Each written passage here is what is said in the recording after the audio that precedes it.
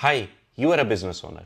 You want money, preferably from a customer who has real budget, who spends more during recession, buys everything from paperclip to fighter jets, can legally print its own money, and does not ask for a discount because your cousin knows a guy. Congratulations, you have discovered the federal government, the biggest buyer of the world. But here is the problem. Every government purchase needs rule, documentation, compliance, and at least one PDF that ruins your afternoon. Welcome to government contracting. But here is the question. Why all the rules, forms, approvals and PDF? One reason, public money. If you spend your own money on a $900 chair, nobody cares. If the government spends public money on a $900 chair, suddenly everyone has questions. Who approved it? Why this chair? Why this vendor? Why does it look like a normal chair with the confidence issues? So the government needs proof before, during and after the purchase. That proof does not appear by magic. It's a process called procurement. Procurement is what happens when a buying became a group project with rules, forms, compliance, and one person named Kevin asking, does comma on page 12 matters? And yes, sometimes it does. A normal customer buys, government procures. Before the government can procure anything, someone inside the government has to raise their hand and say, we need this. Meet the end user, the person who actually needs the thing. They know the problem, they feel the pain, but they usually cannot buy the solution themselves. So the end user creates the need, but someone else controls the buy. That guy is contracting officer. The person legally allowed to spend the government money. Very important. Because in government contracting, needing something and buying something are two different sports. The end user says, my printer is dead. The contracting officer says, great. Please describe the death, justify the replacement, confirm the budget, and attach 3 documents no one will enjoy reading. Annoying? Yes. Necessary? Also yes. Because the contracting officers protect the buying process. And before the contracting officer starts the buying process, a government need has to become a requirement. Need is vague and unclear, but requirement explains what, how many, where, when, and what rules apply. For example, deliver 400 meals by 11 p.m. with drinks, label, delivery location, and enough details to prevent sandwich chaos. That is requirement. The requirement needs further refinement. For services, that became statement of work. Examples include cleaning the building, guarding the gate, repair the system, and feed those people. For products, that became specifications. And examples include size, dimension, model, material, and other things. Why it's important? Because if there are missing details, vendors become dangerously creative. Say meal and someone will bring a granola bar with a juice and technically call it a meal. Say laptop and someone will find a refurbished potato with a broken phone screen. Details prevent chaos. That is why we need statement of work and specifications. Now comes market research. This is the government checking if the thing they want actually exists in the universe. Or did someone write a specification so specific that can only be fulfilled by one vendor or one guy named Steve? Government conduct market research to figure out who sells it, what does it cost, can small business do it, is there competition? Market research keeps the government from buying in the dark. Sometimes government has a requirement, but still needs adult supervision of the market. So it posts RFI or source sort. Sources sort means, can anyone actually do this? RFI means, please tell us if the idea makes sense before we turn it into a 70-page problem. Important, this is not usually a bid, and you are not winning money today. You are basically telling the government, yes, we exist. Yes, this is possible. No, please do not require delivery by teleportation. Once the government understands who can do the work, it also has to label what kind of work it is. That is NAICS code. NAICS codes are how government sort work into business categories. For example, food services got one, janitorial got one, IT services got one, consultancy gets several, because consulting is not confusing enough already. The NAICS code helps decide what kind of vendor fits the opportunity and whether a business counts as a small business in that industry. So yes, code can affect competition. Federal contracting, where even the label has consequences. PSC means product and service code. NAICS codes tells about the industry. PSC codes tells about the thing. For example, food services versus meals, IT versus laptop, consultancy versus someone making 83 pages PowerPoint presentations with no mercy. PSC is important because it helps the government track what they buy. Because in government contracting, the thing even needs a number. Okay, now put the opportunity somewhere. SAM.gov is the main public doorway for the federal contractors. Opportunities, notices, awards show up here. Your business registration lives here. Your patience dies here. SAM is very important, but it is not the whole market. Some buys happens through DIPS, some happens through Unison, some happens through FedConnect, and some happens through federal agencies. So SAM is not a universe, it is a big weird front door. Now identify the business. That means UEI and CAGE code. That helps federal government to recognize your business. Those are the entry points to the federal contracting world.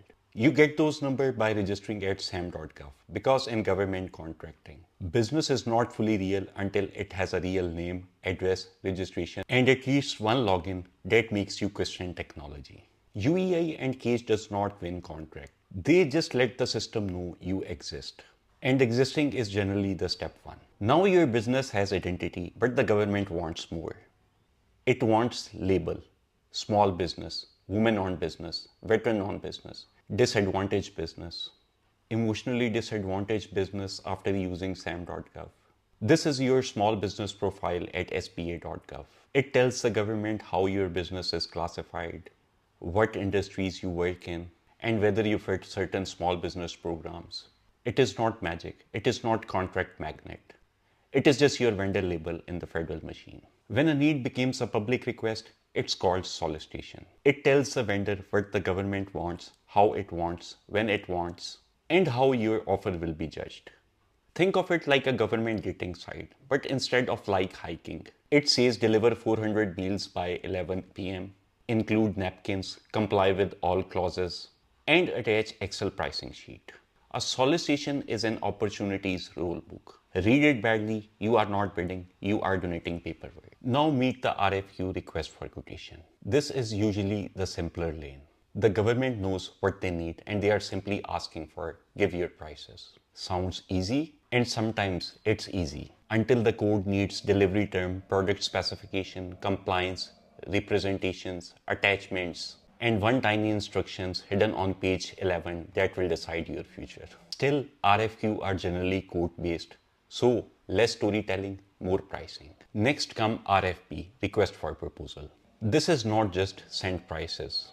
This is send price, plan, people, experience, schedule, risk control, and compliance. RFQ shows up when the government cares more about how you will perform the work, not just what it costs. A weak proposal says we can do it. A strong proposal says here is exactly how we will do it, why it will work, and why choosing us will not become tomorrow's problem. Then there is IFB, invitation for bid. This is when the government know exactly what they want. No brainstorming, no vision deck, no innovative solutions.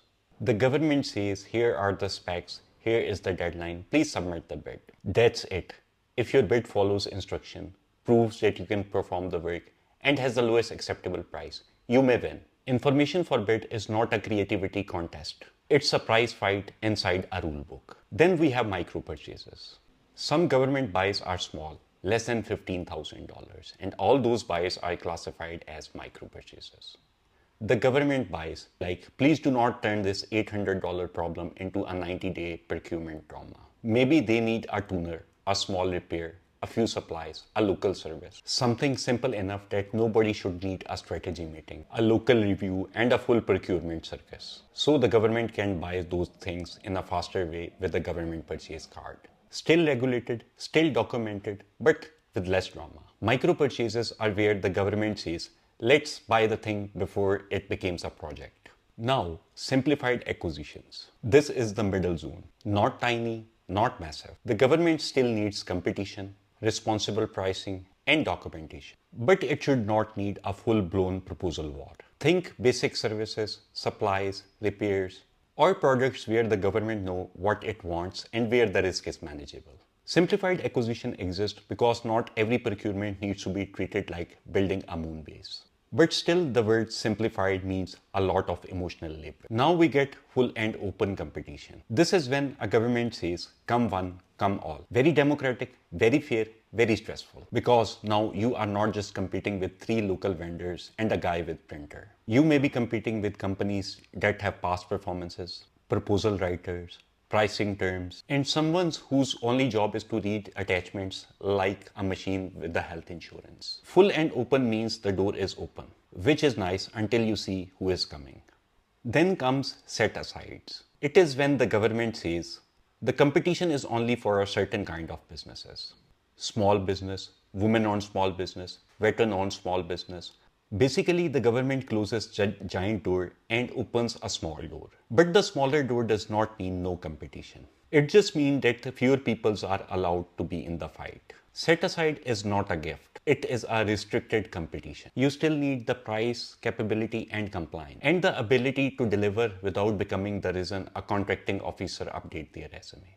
Then comes certifications. These are the labels that the government use for certain kind of business program. 8A, women-owned small business, service disabled veteran-owned small business, hub zone. They matter because some opportunities are limited to certified businesses. But some businesses think certification equals to contract. It's not.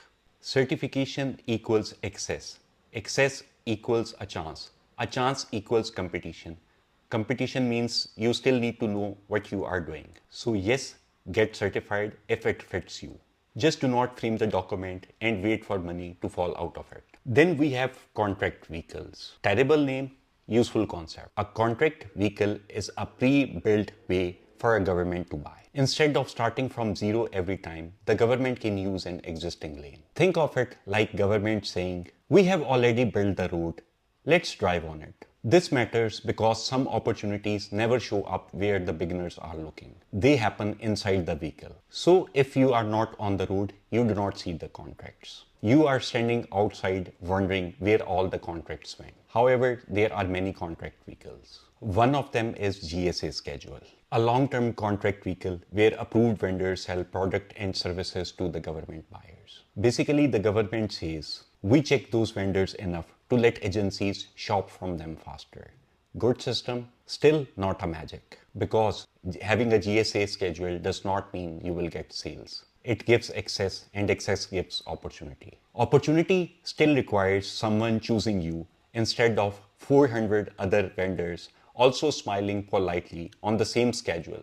So GSA is not the finish line. It is the doorway with competition. Then comes indefinite delivery, indefinite quantity contracts. Government is saying we are probably going to need this, but we are not emotionally ready to commit the exact numbers right now. The government may know it needs repairs, supplies, IT support, construction, or services, but the exact amount, unclear. The exact timing, unclear. So it creates an IDIQ. Later, it uses delivery order and task orders to complete the task. IDIQ is the government building the shopping lane before it knows every item on its shopping list. Next is blanket purchase agreement. This is the repeat buying lane. If the government keeps buying the same kind of thing over and over again, it can set up a BPA to make the future purchases easier. Not every order needs a full procurement ceremony. Sometimes the government needs same supplies, same maintenance, and same repairs. So a BPA says, we know we will need those things in the future. Let's stop reinventing the wheel and create a blanket purchase agreement. It reduces the friction for repeat buys. Now the market splits into platforms. eBuy, Dibs, Unison, FedConnect, NAICS. GSA eBuy handles certain requests for vendors only on GSA contracts. Dibs is where DLA procure its needs. At Unison, you can submit your bid and you can have reverse bidding. FedConnect is another humble portal. And NAICS is Navy's procurement portal. Each platform has its own rules, buyers, timing, and a special way of making beginner feel personally attacked. But the logic is the same. A buyer has a need, vendor responds, the system compares offer, and somewhere someone forgot their password. So no, government contracting is not just one website. It is a marketplace with many doors. Now comes competition. This is where federal contracting stopped being I sell things and became I sell things while other people also sell things. And everyone is trapped inside the same PDF. The government puts out a requirement, vendor responds, then the government compares who followed instructions, who can perform, who has a good price, who understands the work, who attached the right documents instead of uploading brochure_final_final to PDF. That is competition, not chaos. Controlled chaos with a deadline. Now the government check responsiveness. Responsive means your offer matches the rules of the solicitation. Right format, right deadline, right document, right signatures, right answer, right price sheet. This sounds like basic until you watch vendor lose because they forgot one form, missed one clause, uploaded the wrong file, or treated shall like a gentle suggestion. In normal life, missing one page is annoying. In government contracting, missing one page can turn your proposal into a decorative attachment. So responsiveness is simple. Follow the instructions or leave the game. Once you are responsive, you need to be responsible. Responsive is paperwork. Responsible is reality. Can you perform? Can you deliver? Can you finance it? Can you manage the suppliers? Can you manage the deadlines? Can you avoid becoming the reason everyone schedules an emergency meeting? That is responsibility. The government is not only choosing an offer, it is choosing risk. Then comes the evaluation criteria. This is the government telling you how the winners will be chosen. Not secretly, not spiritually, right there in the solicitation. Maybe it cares about lower prices, maybe technical approach, maybe past performance, maybe delivery speed, maybe all of them in an order that makes your head spin. Miss one detail and your proposal will be gone straight to the dustbin. The winning vendors write the proposal exactly as per evaluation criteria. Evaluation criteria are not decoration. They are the map to the award. Then we have lowest price technically acceptable. That means the government draws a line. Above the line, you are technically acceptable. Below the line, goodbye. Once you are above the line, the lowest price usually wins. So if the requirement is clear, LPTA can make sense. The government does not always need the best vendor in the universe. Sometimes it needs the cheapest vendor who can do the job without creating a sequel called Procurement Disaster 2.0.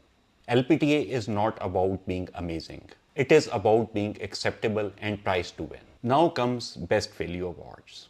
LPTA says meet the bar, lowest price win. Best Value says price matters, but do not ruin everything. The government may compare technical approach, experience, past performance, delivery, management, and risk. One vendor may be cheaper, another may be stronger, another may understand the work better, another may have done it before without setting the contracting officer inbox at fire. Best Value let the government choose the offer that gives the best overall trade. Not the cheapest, the best overall option. Now comes pricing. Price too high, you lose. Price too low, you suffer. This is the game. A real price includes cost, delivery, labor, admin fees, compliance, financing, risk, and profit. Not hopes, not vibes, not we will figure out later after award. After award is where bad pricing becomes a hostage situation. Pricing is the moment your spreadsheet tells the truth, and sometimes the truth says, do not bid on this. One component of pricing is supplier's quote. If you are a reseller, your supplier is the floor under the bid. No supplier quote, no floor, just falling through a spreadsheet. A real quote confirms price, availability, shipping, lead time, warranty, and other information. Not I saw it on a website, not my guy said yes, not Amazon had it yesterday. Because when the government awards you the contract, it does not care whether your supplier vanished into the mist. You promised delivery, so now you deliver. Supplier quotes are how you make sure your bid is not just optimism with the unit price. Now subcontracting. This is when a company say, I do not own every skill in America. You win the contract, then another company helps with a part of the work. Maybe delivery, maybe installation, maybe cleaning, maybe technical services, maybe the part where someone with actual tool shows up. Great, but do not get relaxed. Because the government does not care that your subcontractor sent 2 fresh people with a ladder to do a job that requires 12 experienced crane operators. Then we have prime contractor. Sounds important? Yes, it is. Because the prime contractor is the business that holds the contract with the government. Once you hold the prime contract with the government, it is your responsibility to fulfill the requirement. The government does not care about your excuses. And it is your responsibility to handle the subprimes, supplies, and anything associated with the contract. So, when the delivery is late, the service failed, or the invoice looked like it was assembled during a power outage, the government calls the prime. The prime means first in line for money, and for blame. Then we have reverse bidding at Unison Marketplace. Reverse bidding is when prices go down and stress goes up. That is the model. The platform says you are second. Your ego says you can fix that.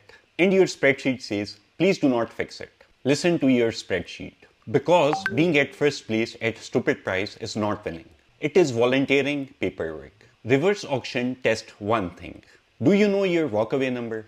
Now we have past performance. The government has trust issues. It does not know if your company is a serious contractor or three people with a logo and a dream held together by a Google Drive. So it asks, have you done previous work before? For whom? How much? How recently? And how well? Past performance reduces risk. It tells the government this vendor has survived something like this before.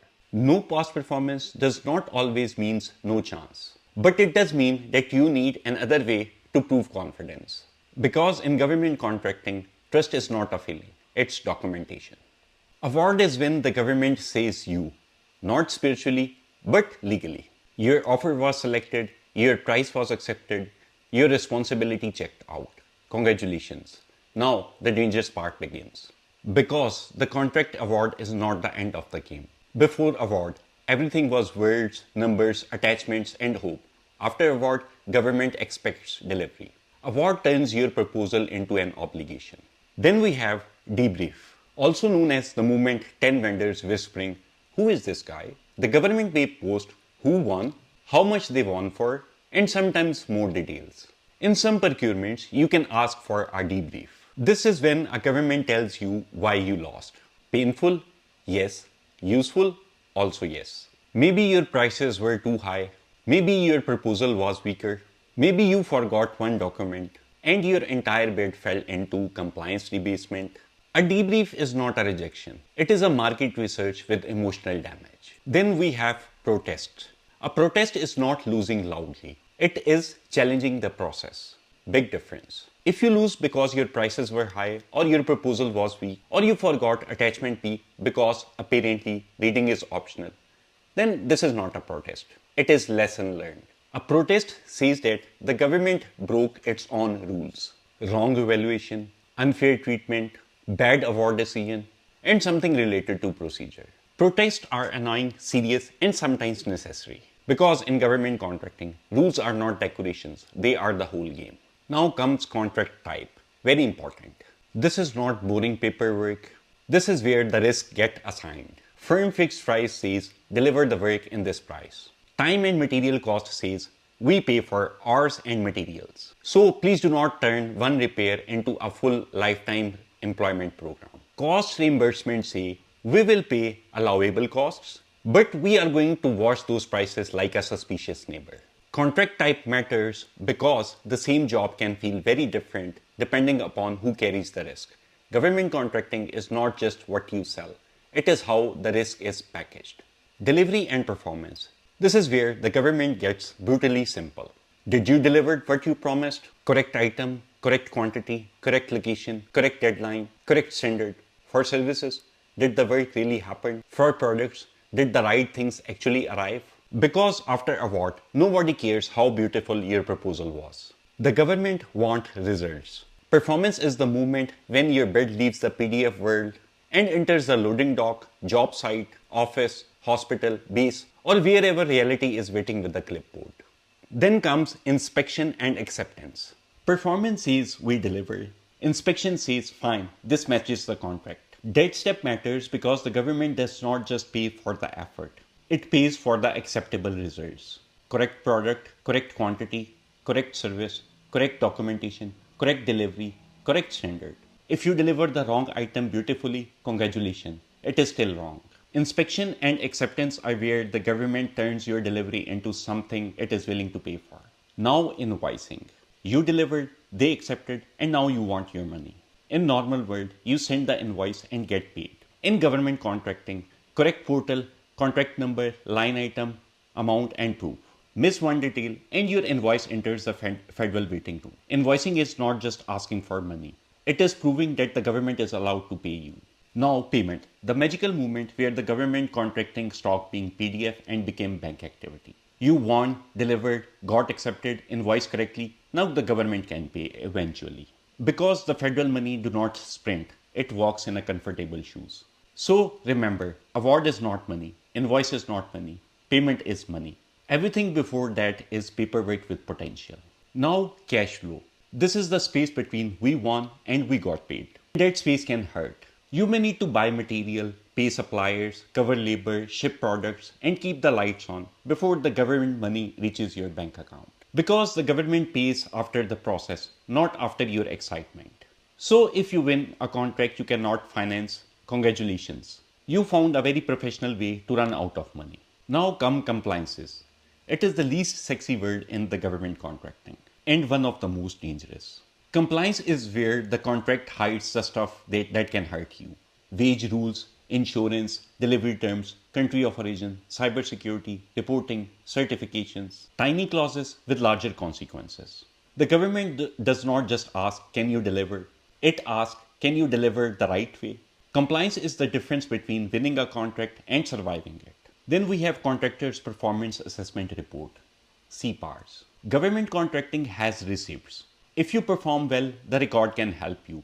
But if you perform badly, that record can follow you around like a disappointed parent. CPARS may track quality, schedule, cost control, management, and communication. So, performance is not just about finishing today's contract. It is about protecting tomorrow's chance. Because in this market, your past performance can become your salesperson or your warning label.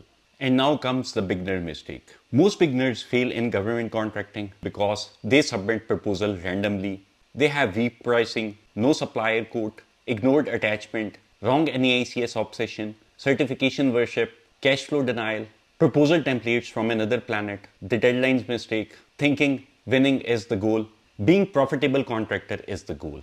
To sum up, we have the GovCon ecosystem. This is where you realize the market has more character than a Turkish drama. Agencies need things, contracting officers control buyings, prime contractor win contracts, subcontractors perform the work. Suppliers provide products, small business offices helps vendor, platforms host opportunity, and at least one person selling course win $1 million by Friday. Everyone has a role, everyone has a form, and everyone is somehow waiting on someone else. So what did we learn? The government buys almost everything. Public money needs proof. Procurement is buying with homework. Requirements stop vendor for delivering creative nonsense. SAM matters, but it is not the whole universe. Set-asides help, but they do not help you hand money. Certifications open door, not bank accounts. Pricing is where hope gets audited. Award is not cash, delivery is not acceptance, invoice is not payment. And winning at the wrong place is just losing with an award notice. And this is government contracting. All of it. Well, almost all of it. Explained fast.